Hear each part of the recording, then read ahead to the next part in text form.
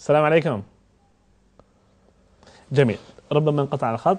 الآن ندخل في موضوع جدول الضرب، لأن الحين كثير ناس يعني طلب منا اليوم الحلقة عن إبداع في الرياضيات، إذا جدول الضرب نبدأ فيه مباشرة.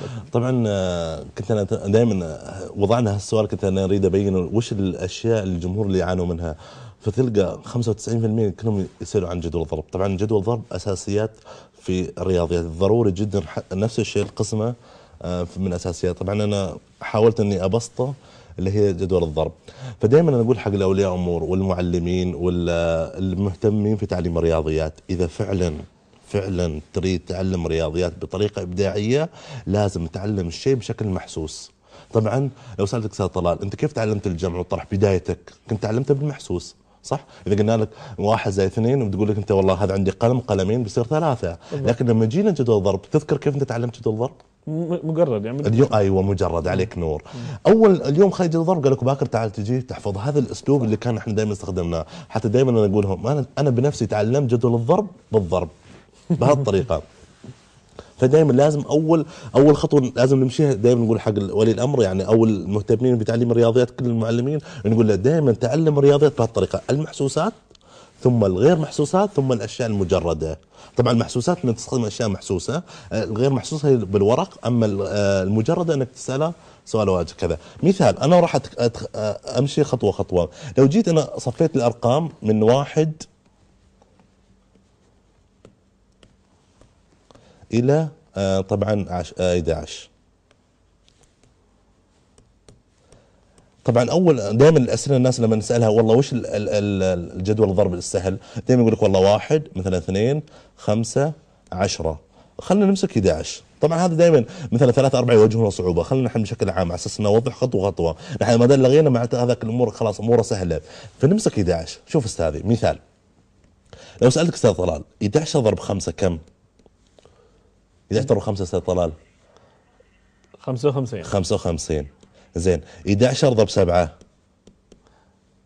الحين ايوه 77.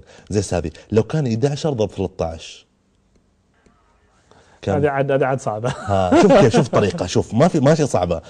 لاحظ استاذي، لاحظ نخلي 13 نخلي 3 بطرف والواحد بطرف. لاحظ 3 بطرف واحد بطرف عذرا، فنجمع 3 زائد 1 كم؟ 4. نخلي في المنتصف.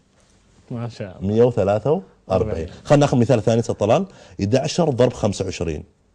لاحظ وش نسوي؟ نخلي الخمسه بطرف الاثنين بطرف، يعني بس نباعدهم ما بينهم. 5 زائد 2 كم؟ 7. اذا في المنتصف يطلع 275. يلا استاذ طلال سؤال حلك، 11 ضرب 33 كم يطلع؟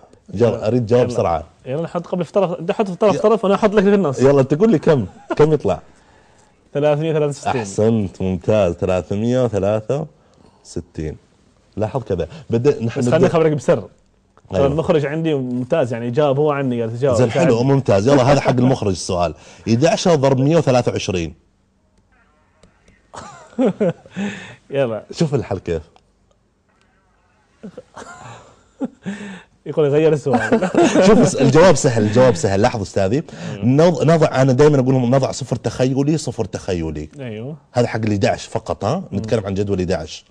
صفر تخيل وصفر تخيل. اجمع صفر زائد 1 كم؟ 1.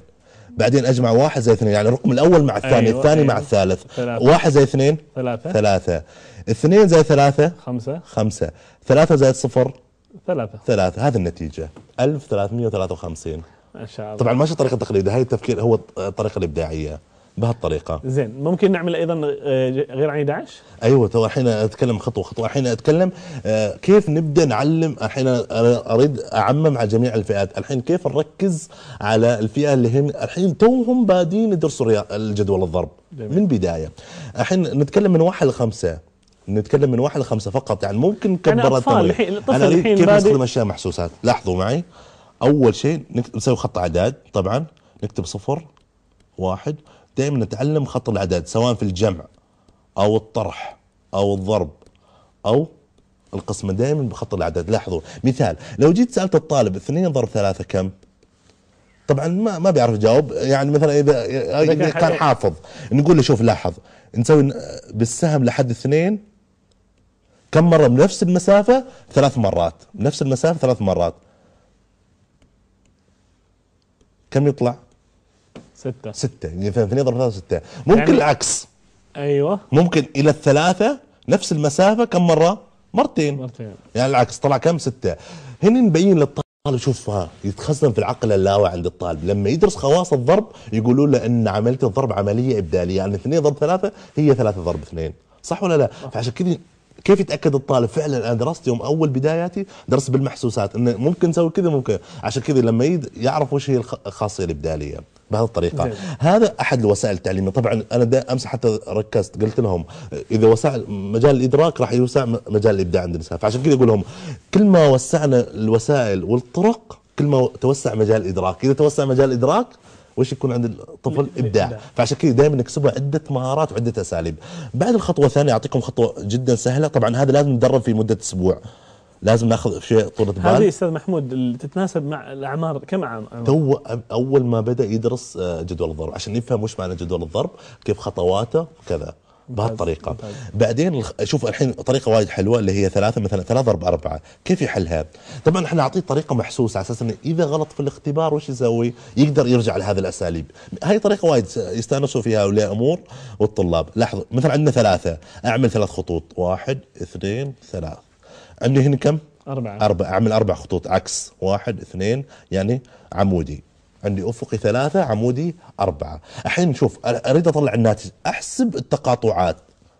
ايوه، 1 2 3 4 5 6 7 8 9 10 11 12. ممتاز. ابدا ادرب الطالب بهالطريقه، ادرب لحد ما يتمكن فعلا ان اذا غلط، الحين احتماليه الغلط عند الطالب يرجع للويش، يرجع لما يحل في الاختبار احتماليه خطا 1%، لان ليش؟ عنده الاسلوب يقدر يستخدمه. لكن لو حفظه صحيح يعني مو 50% و50%، يعني بعد ما يتاكد اذا حله صح او خطا، لكن لما يرجع بهذا الاسلوب يبدا طريقته صحيحه جدا. نعمل مثال اخر في التقاطعات، مثال اخر. اوكي ما عليه. في التقاطع مثال طبعا اعطيكم سؤال سهل. 2 ضرب 4، طبعا قلنا خطين افقي. ايوه، 4 خطوط عمودي.